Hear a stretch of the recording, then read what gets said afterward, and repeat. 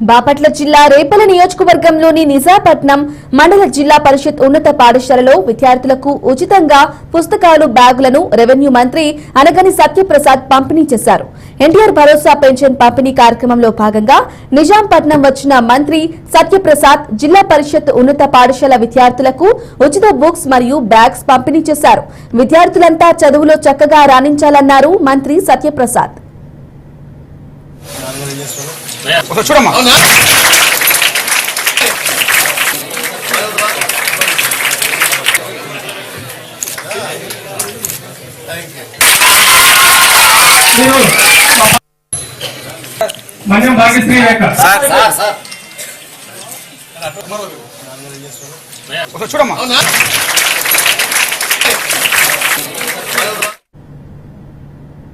కొత్తగూడెం నియోజకవర్గం